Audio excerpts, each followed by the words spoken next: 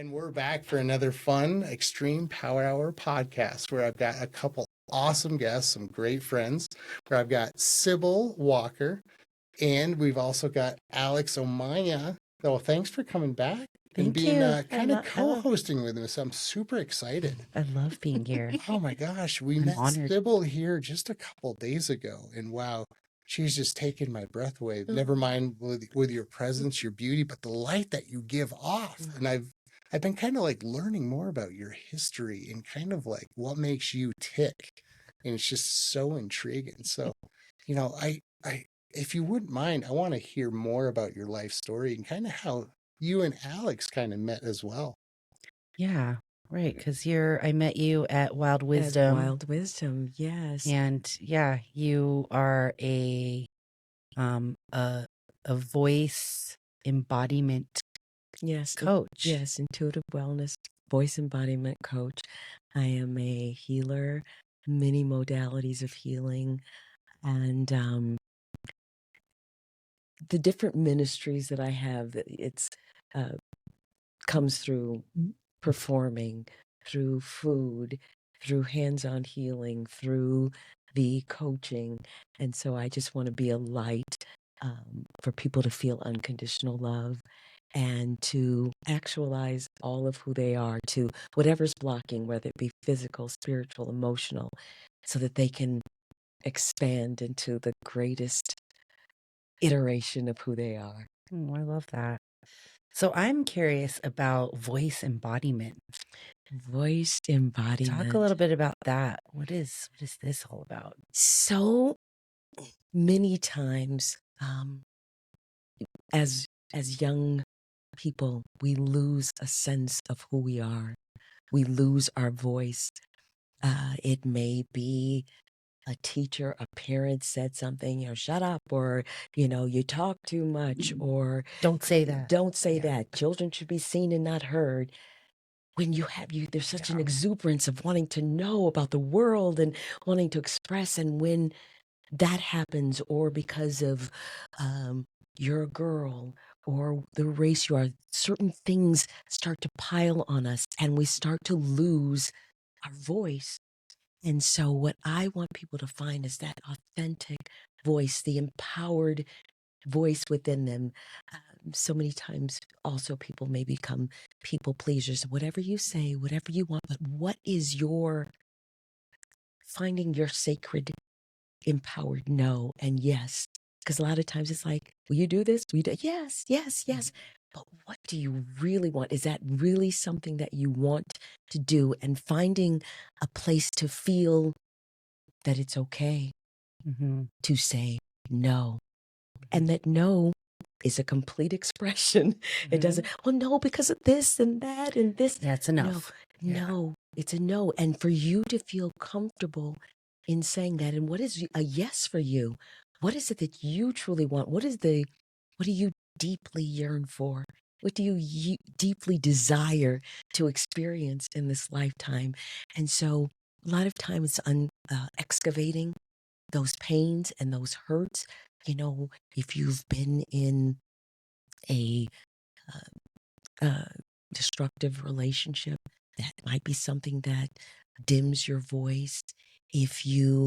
There's so many things that do that. And so I want to help people. And sometimes it can be through singing. It can be through creative writing. It can be through having processes of owning your anger and your grief. And I hold space for that. It's like all of you is welcome. A lot of times, I can't be angry. That's an ugly expression. No, there is such power in that, because when you're feeling, oh, this doesn't feel right to me, that's you creating deeper boundaries and you having a sense of what feels good, what feels safe for you. Yeah. Something I love that I heard you say is something that you brought up, at least for me, is the different ways that we can use our voice and the different ways that we might suppress it. So it's not always using your voice through your mouth and talking. It can be through writing and expressing yourself in all these different ways. So tell me, what does it look like if when somebody comes to you and wants to have a session with you, and they don't have they came to you because they really don't know what their voice looks like or sounds like or feels like. What's some of the things that you do to Okay. And what I will say that it's kind of a bespoke thing, that it's not, this is A, B, C. It's like it's based on whatever is going on with that person. So one thing is just creating a space of safety so that you feel it's comfortable to talk, that allowing them not to be mired in shame, that it's like whatever you say, it's okay. Your voice is also saying those scary or those things you weren't allowed to say, and knowing it's like, as I say to people, all of you is welcome here. yeah. And so if you feel like the thing, the good, the bad, the ugly, that it's like, I'm going to hold you in all of it. So when someone comes, it's just finding out what the story is. There's certain things maybe from the past or something's going on presently, and we just start to break that down. And a lot of times it's just asking those potent questions, because a lot of times most of the time we have those answers, but it's just, being there to allow the expression to come forth. Because sometimes just speaking it, it's like, I've never said that. I've never been able to express that. There's such healing in that.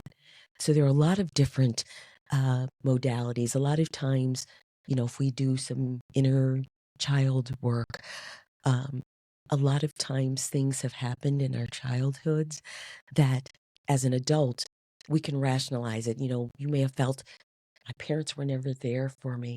I just feel a sense of, or you may not even have the words for it, but you have this ongoing sense that you feel abandoned. And so you get into relationships that reflect that.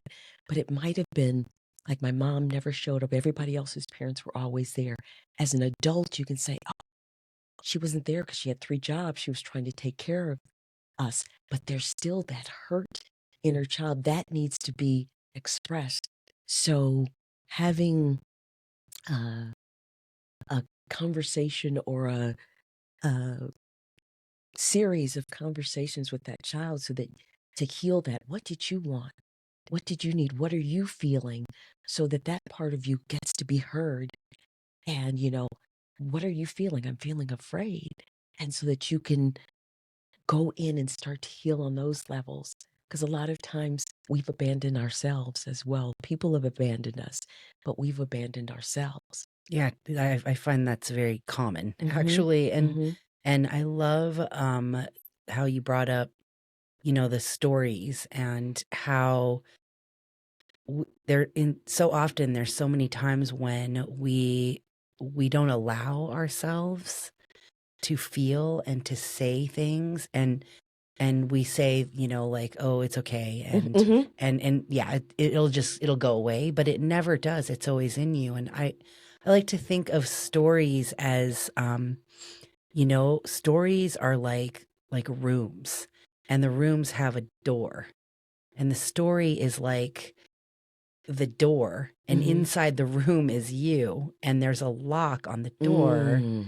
and that lock is called awareness. Oh. And when we tap into the awareness that the story is what is Mhm, holding us from ourselves, mhm. it opens the door, Shining that light, shining that and light on it. yeah. And Absolutely. that inner child work is so important, because a lot of the programming happens. And a lot of that, it, like I said, we're not even aware of it. That yeah, it's like, oh, because it's like, what is that story? What have you made that mean about you? yeah. As you move forward, what is that story that you're telling it? What's a new story from this empowered place that you are now? You have more tools to understand things now. So it's finding, a lot of times it's finding, alchemizing those Hmm. experiences. How do you find the gift in that? Because sometimes, we have all gone through devastating losses, devastating grief, devastating maybe situations of abuse. But it's like we have been brought here for a divine purpose. So how do we alchemize those situations that could have crushed us? And many times it may crush people, but it's like, how do I find the gold in that? You know, even something as devastating as, say, abuse, but it's like, because of that experience, I chose that when I became a mother, I would not continue that pattern. Or I chose to become an advocate for children or for women. And it's like, you had to have, it's hard, it's hurtful, and it's not forgiving or saying that that situation was right, but you're able to say, that is what I went through so that I could come on the other side to advocate and to be a better parent, or to be able to go through this, withstand this, or to be someone that can help somebody else. Because you're Right, saying, yeah. I've been there. I got you. Yeah, the I know. mess is the message. The Absolutely. mess is the message. So what brought you to this type of work? Where did your mess become your message? It's so interesting. I think it's a lifetime evolvement. My upbringing was more very kind of, wasn't this path, but I know that this is something that's always been there for me, and it's kind of peeling back the layers to discover what is that. Always being highly sensitive, very empathic, very much wanting people to be happy, to be healthy. Very young, being like a caregiver, or wanting to nurture other people. My background, my father was an attorney and later a judge. My mother was a school teacher, interior decorator, so it wasn't. And then I took the path of being a creative. So I think that too, like, I was outside of the box. I did the cerebral stuff, but there were also the parts of me that was an actor, singer, writer, spoken word artist. So and it was fostered, which is great. I thought that maybe I'd be an attorney like my dad, but it's like, no, maybe I'll just play one on TV or something. But that capacity, because one of my degrees, one of my minors was in psychology, and I was doing the acting. So I love the brain, and also that study of humanity that I did as an actor and in psychology. It's like, how do we find ways of healing, or in being an actor, embodying all of these different stories so that I could be someone who didn't judge, that could look at different people's perspective, because everybody's experience is so different and so vast, and to be able to be an open vessel, to be able to accept and acknowledge each person for, like, you are this beautiful emanation of the Most High. How is God being expressed as you, through you? I see you. And just to be able to have an open space of love. Yeah, the acting, that's really interesting, how embodying somebody, a persona or an archetype of some sort, I can see it in you. I can see that would be something that you love. You have a very shine to you, and it's big, and your personality is very big. So what brought you from acting? Like, what was the process to leave? Did you leave acting? I guess I should ask that. left kind of maybe like 10 years ago, because I became a full-time caregiver for my mom. Okay. And it seems as though it's coming back to me again in the last year, because I was like, maybe that's not going to be a part of it. It's not what I always thought. It's like, oh, I've just been placed here to be this performer. It's a part of my ministry. And I love that I get to play.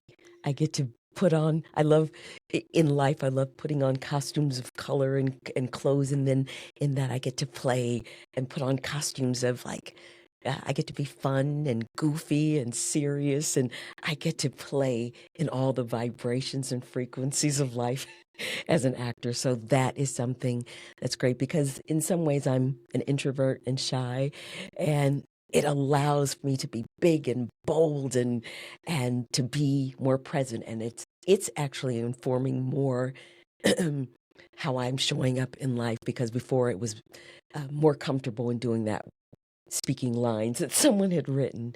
Okay, I see. Interesting. How would you draw a parallel between acting and working with people? I think, Or is there one for you, I guess I should ask that. yes, because having been a part of creating these different characters, it's allowing me to be in touch with all different levels of humanity. And so in dealing with other people, I can be more present, and I can be more accepting, and I can see clearly beyond, like, oh, that was wrong, that was bad. There are things that have brought us all, if you're creating a character, there's the backstory.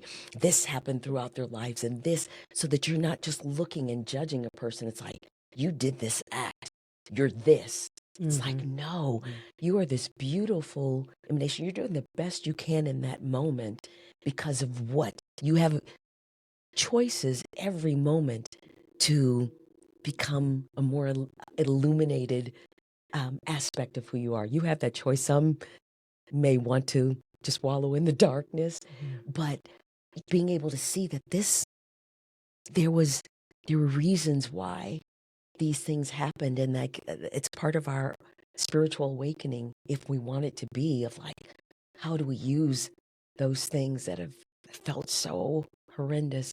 How do we open ourselves to more love? How do we open ourselves to being able to connect more deeply? That's something I love, just deep, meaningful connections. Interesting. Yeah. Yeah. The reason why I asked that question too is just my background in NLP and working with people. I can see how being an actor would really help.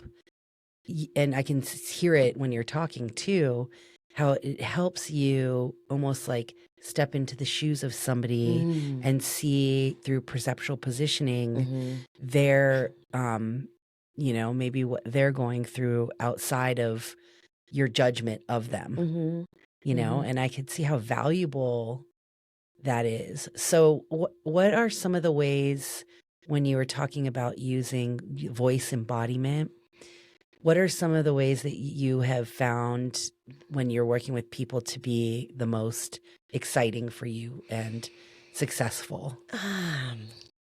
Well, for me, whichever way brings breakthroughs for them, but sometimes, people feel like, the anger, oh, I've felt anger, but to create a practice for them to see, I am expressing anger about this, to be very specific about it. I'm expressing anger about this, and, to be able to bring it through the voice, through the body, and somatically, if it's yelling, cursing, with a bat, because you're processing it.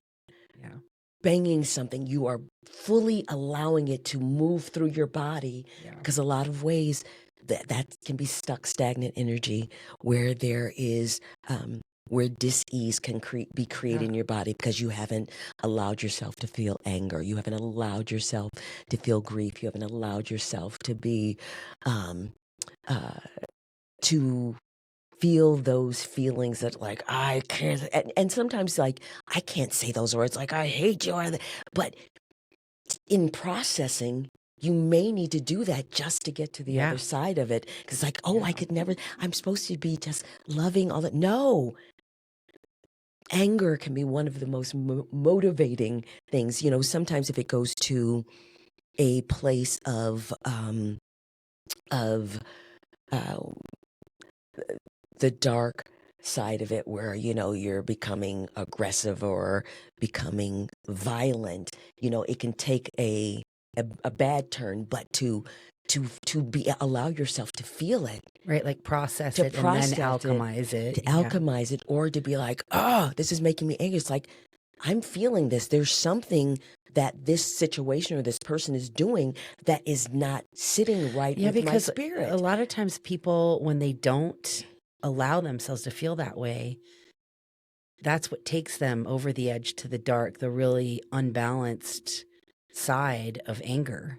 Or you beating know, and themselves up and be going into depression and yeah, anxiety because it's yeah. just like, I can't feel these And what things. are we told when we're little, and we're throwing a fit, and the fit is just energy wanting to get out of the body. And what are we told? Yeah. It's not Stop okay it. to do that. Exactly. And so you go through, I always like to say it this way, you go through life, like getting angry and doing this, like, Putting it back in on yourself. and you just suppress, it's like suppression, repression, depression, All of that. All of that. and so it's just interesting. And I like to be theatrical with my anger. Okay. I do. And I always go somewhere where it's quiet, or I just did this by a river the other day. And I was driving, I sat in my car. I was very upset about something, and I just let it out. And I hadn't done that in a while. I let it out. I said all the things that were horrible. I processed it in my body. I got it out, and then I looked at it, and then I got out of my car. I sat by a river. I looked at it very deeply, and then I gave it to the water, and I think that these tools are so important, and people, are waking up. I can really feel it and see it. And, it's people like you that are kind of holding that space to allow people to see that it's okay, that it's okay. If we look at, children or animals, they really have they have it They got down. it dialed. They Yeah. know if you see a child, they're feeling, it's like they're just feeling upset, they're feeling frustrated. You allow them, they have that tantrum, and like 5 minutes later, they're like, oh, let's go play. I know. They yeah. have moved They get that it out. energy. Yeah. If you look at animals, the lion has stalked the animal and almost got it, and they're just like, they've almost got it, and then the animal gets away, and they're like, and then they go somewhere and they shake it off. Yeah. And in that shaking off, they are letting it go, and they just move on. And we just like, hold on, oh, I'm so angry, but I can't express it. We're pushing that in. We're hurting ourselves. Well, and then it's the story that we tell ourselves that keeps us from ourselves. Like, What's it's the not story okay. that There's you're something telling? wrong. There's something wrong with me. I'm not okay. What will I look like? There's a good one. What will they think? What will people say if they? And I think it'd be really funny if we just all went around and, like you're walking down the street and some guy accidentally nudges you, and, instead of being like, oh, that jerk, you just start shaking, and then you're like, it's all good, and you move on. What kind of world would we be? Yeah, the theatrics of it are actually kind of the fun part. It makes it fun. It brings the childlike play. Yes, and that I get to express in this way. If it's yelling, if it's screaming, sometimes energy moves through laughter, but having a process of allowing. One of the things as well is if it's anger, like getting it out, and then return to a place of love. Yeah. Return to a place of pleasure. So we feel like I'm just holding on to this, but you're like, whatever it is. And then what would bring me pleasure now? If it's eating a piece of chocolate, if it's eating some fruit, if it's hugging your puppy, if it's like seeing, your love or your child, and just so it's retraining your body that it doesn't have to be in disruption. It doesn't have to be in angst and anxiety and stress. being in fight or flight all the time, that we can feel these things, express them, let them move through, and we can come back to a place of homeostasis. Now can be like, Yeah, you it's a alchemized it. it's a Yeah. deep breath. It's an exhale rather You've than like, alchemized. okay, I'm just gonna barrel through this next thing, and then we create a life of barreling through everything. And every now and then, okay, maybe I'll just have pleasure. I'll just go get drunk with my friends. But it's like you're not allowing it to move through. Yeah, you can have fun with your friends, but allowing yourself to have a practice of these things, Mhm. and when you're feeling something, allow it. And many times, society like says for men, these are the ones that you can feel and not these. Mhm. You're Yeah. not, you can anger, okay, that's manly. You can Yeah. feel anger, but to cry, to feel, but there is strength for women too. There's strength in vulnerability. Yeah. There is such strength in like, I don't know what else to do. And to see that somebody can hold you in it, for you to feel safe Mhm. and find safe places where it's just like, I'm at the end of my rope.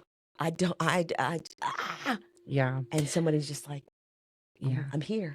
Yeah. Say it, get it I out. love that. Yeah. That's really beautiful. So you bring a lot of I love how you bring kind of theatrics and a big personality to everything you do. You were an actor and you were on Broadway. There was. So what were some of the plays that you were in? Well, that one was funny. That was a time I was the biggest thing on Broadway. Like literally, I did The Tempest, Shakespeare with Patrick Stewart, and Yeah. the things you do to get to be able to experience some of the things. So I wanted this job. They had done it in Shakespeare in the Park, and they were all seasoned stilters. I had never been on a stilt in my life. So for the audition, it's like, okay, they were like maybe half a foot, 6 inches off the ground. Okay, I can do this. I didn't know at the time that I was the only one that they called back for this. It was for Juno, who was the tallest of all of them. Everybody else had been stilting for years. And so for my callback, I'm like 9 feet in the air. It was like 4 or 5 feet stilts. So they wanted someone who could do Shakespeare, be on stilts, and sing opera. So singing opera. Okay, I can do it. And so that role. So you're also an opera singer. I'm a singer, so I sing a lot of different genres, but I did beautiful. love singing. There's a big freedom in being big in Yeah. singing that. I like show tunes. I like R&B. Well, during the rehearsal process, the drums were going and everything, and I was dancing on stilts. Insane when I look back on this, and I was in rehearsals and I fell 9.5 feet on my face, my pelvis, and my knee. Oh no. And it's like, I'm just down and you can't stand up. So they had to like go and like, they had to like go from the bottom. And so it's kind of funny if you think of the visual of it or a cartoon tune to like to stand up. And the choreographer's like, you okay? And I'm, yeah. She's like, okay, do it again. So I did it again. Well, when I went to the doctor, I had hurt myself, but I was still, so this is like thing of resilience, that level of resilience. I wanted this. So I continued to be in rehearsal. They did not let me go on my Broadway debut. I had to sit in the audience with my family and watch my understudy go on. It was Because you were hurt. it was heartbreaking. I was willing to do it. I mean, I was okay. I had still been in rehearsals. Well, a couple days after that, they let me go on. For the remainder, I was in a back brace. Oh no. On stilts, and I did it in like, had this long wedding dress, and it was, for me, it's like a metaphor. Is like you get down and you get back up. If you finding that space of resilience within you, that space of wanting and desiring something so much that there's a part of you that's like that will make that happen. So There's a lot of my ironies there, yeah, lots lots like, of life lessons. yeah, because you talk about metaphor, and what I hear is, well, first of all, you were asked to go on stilts, which is not very stable. And then the irony of it is it took away your stability by hurting your back. So I see in the container, the word of instability, and I love thinking of things in that way. Yeah, just finding all those different Metaphors. life lessons. Yeah, and I'll mention too, it was on stilts, and the stage was made of sand, so everything was Oh, unstable. It's like, geez. Holy what cow. are you thinking? When I look back, beautiful, a vision of beauty, but for the people that had to do this, like dancing on sand.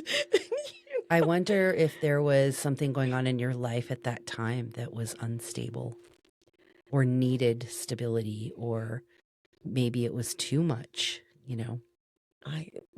It was like just this complacency. great desire to actualize this dream that I wanted of being being this performer, being this actor. And so, yeah, but there was a openness and a willingness to take great risks to do so. So it was a thing of like, okay, I think that part of me, like, how do I make this happen? How do I, there's this willingness of finding ways around and that I can make this happen. And I think that's probably something I like to instill in people that I work with. It's like, there is a resilience within you. There is something that there's a place, even though so many times we feel broken, we feel damaged, there is a place at your core that has never been hurt, harmed, or endangered. There is a place of pristine strength and love. And it's finding the place of being able to tap into that in those times when we feel like, and there's many times, because I've gone through many dark nights, dark lives of the soul, but there's that spark that keeps, that spark that is you, that spark that is connected to source, that if you hold fast, it's like there's a part that's going to lead you out. And sometimes you may have to lay down for a long time. It's like, I'm not getting up. Yeah, finding And that unique allowing expression. allowing for that, because sometimes it's like you need that. But what is that place of strength that no matter what? What is that for you? What is that place of strength? I don't know exactly what to call it other than that's that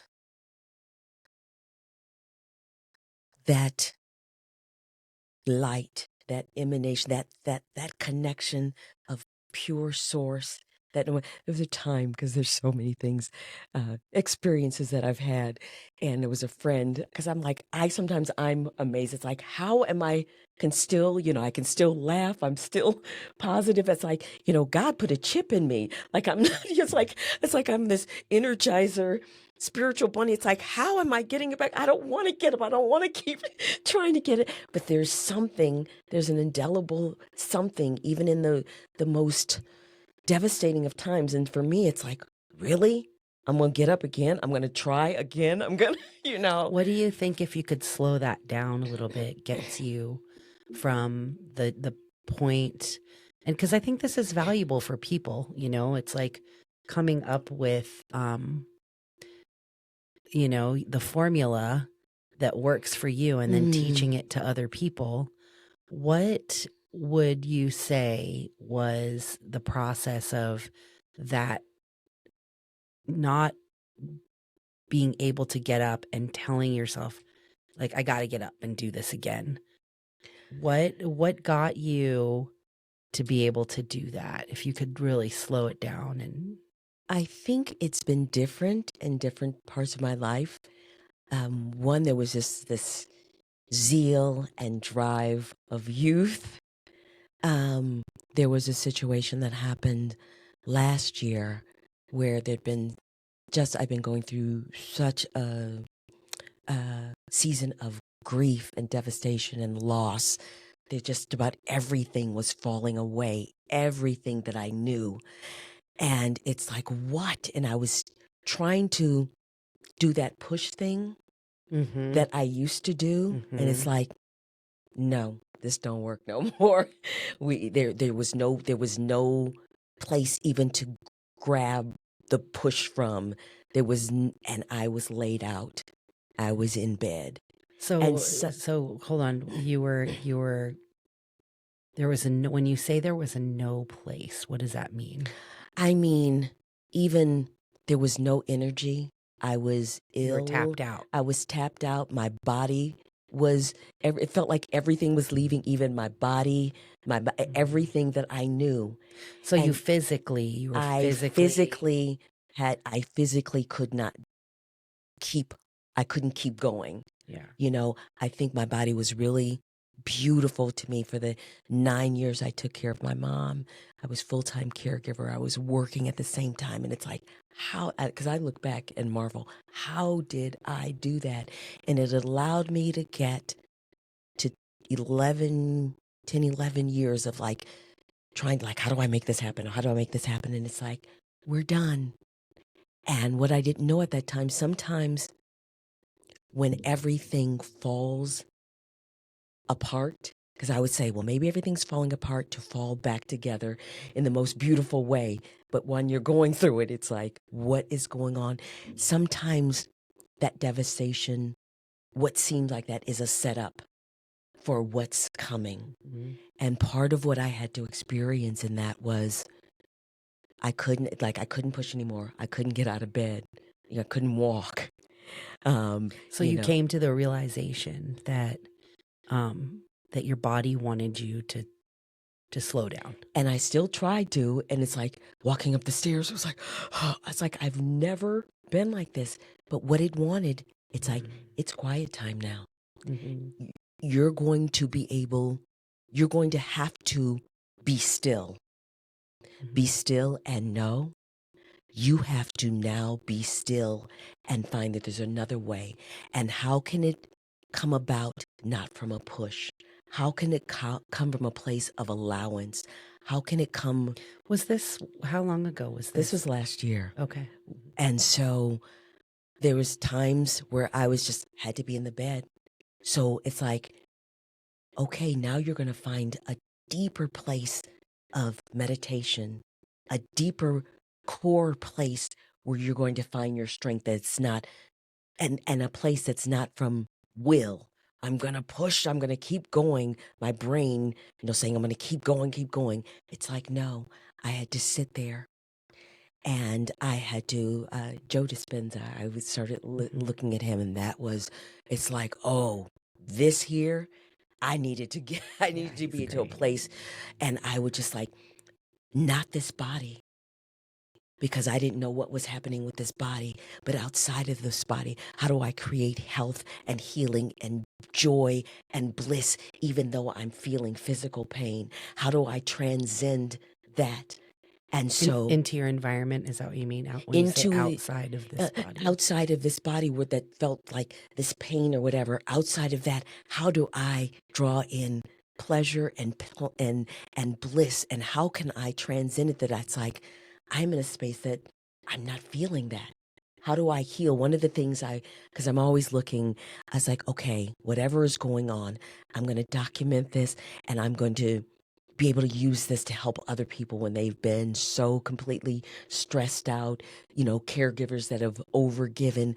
I always want to find a way that I can be of service with it. So when I did that, it gave me a goal as well. But you made your mess your message. I made my mess my message. And one of the beautiful things that I decided was it was such a deep, deep healing process, because it was letting me know I can't control anything. I've controlled everything with my mind and taking care of things, but it's like, ultimately, I can't control anything. I had to go to the deepest level of faith and surrender, and just like, okay, the universe now has to have my back.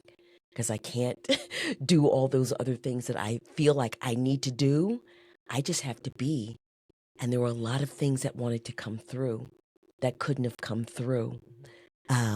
What are some of the things that came through for you? Just a deeper level of trusting intuition, an even deeper connection with the divine, a level of listening to my intuition. And since then, because at that point, it's like, if I were to leave now, no, there is so much more I want to do. I want my life also to be my life. I want to be able to enjoy fun and pleasure and the things that the callings that have been placed on my heart. And so it's like, I have to stick around because I can't leave this life without actualizing my destiny and my purpose. So that was a driving force. And the sense of, one of the things is being in a sense of wonderment as well. Wonder if, if I could have it all my way, being able to start to vision from a place of not push, but what do you want? What do I want it to look like? And that's something I'll do. What do you want it to look like? What is the deepest yearnings of my heart and soul? And really being aligned with that and coming out on the other side of this, seeing the gift of that, the level of courage that I have now, because before it's like, oh, I don't think I'm ready to do that. Let me take some more courses. Let me, in 6 months, that now when something comes, it's a yes, that I am an open vessel of yes. I'm hearing that you've learned how to trust yourself more and even more. And that this dark time really brought you into the full expression of who you are. Deeply. I mean, you were able to do that as a Broadway actor and a singer. And but now that there's more embodiment is what I'm hearing within you. We So talk about embodiment. This is like, how do I, that courage of my yes. And mine is like, no matter what. Your sacred yes. My sacred yes. But it's like, fear cannot be in the way of it. I have to just step forward, and then knowing that's innately in there, that it's like, I don't have to get book learning, being at one with all that's already in there, all the innate knowing that I have, and then the ancient wisdom that started coming through, the deeper connection with ancestors, and being connected so much more deeply, and embodying the knowledge, and being able to hold more space, but also holding myself and my healing, not just overgiving, giving. It's like, I need time and space to breathe as well. So it's a deep lesson. Yeah, it's like you've got to put your oxygen mask on first. Yeah. So did you just move to the Bozeman area, or? Oh, you've put it out there. You put it out there. I came for the first time in November to visit, and it's like, I got to get back out there. I came for my birthday for a couple of weeks, and it's like, I want to get back out, but you've already got me moving here. That's what. Oh, I do. Yes, you're like, when did you move? So I'm creating, like, meeting beautiful people like the two of you all. There has been an ease. I'm following the ease and the flow, and there's been such a flow of finding my tribe since I've been here, and finding there's just an openness that of, I'm supposed to be here. So I'm creating. And I'm calling on the universe to create the way that I can be here even more, once a month, here a month, there a month. I want to see, but this. So where's your other home? I'm near Chicago. It's Northwest Indiana. Okay, gotcha. Yes, but it's like, there's something about Bozeman. And because you have family that lives here, so that's I what do. brought you here. Yes. So are you practicing, and where would that be? In Chicago, here, online? Yes. How do people find you? That is, it's lovely that, that we have this virtual world as well. So while I was here, I was doing healing sessions for people. I do that back home as well. I can also virtually online do healing, and I also do um, classes. I can like help people to have. I want people to create their own, have their toolbox of things like when I'm feeling stressed, to help to de-stress, to help to calm their nervous system, to help to open up more spaces of energy because we're so fatigued, we're so overwrought with life. And so I can show you different things that you can do with that. And then I also do the coaching, and that works wonderfully virtually as well. And also, I wanted to ask where can we see you in your artistic expression? Well, we will see. I have some things online, but I'm going to become more visible with that too, like doing my putting more of my spoken word online. I just got an agent in Chicago, so you might be seeing me on a screen somewhere. Oh. I'm going to be doing a play. Invite me in to the red Chicago. carpet, please. Absolutely, absolutely. So that's, like I say, all of a sudden, all of those things from that time of quietude that felt like a, a really dark era, that all of a sudden, all the things that are lights in my life are showing up, with the healing foods that I do. That's coming up. The healing, the life coach, the acting, the spoken word, all of them. So it's like, whoa. So Do you design with the foods? Do you design meal programs for people, or what is that? I have in the past, and there's also the jewelry that I do, the spiritual jewelry, and it's all of it is to finding those spaces of healing, and beauty and expression. So and with the voice thing too, it's like helping people with. A lot of people have dimmed their creativity. It's like, I got to get that job to pay the bills, and a lot of times people are now like, I love the way you show up in the world. I love your creativity. And they're like, I want that. So a lot of times it's like finding their voices is, I want to be creative. I want to start writing again. I want to, let's do some poetry things. So a lot of it is just expressing. If it's drawing again, or if that's your voice.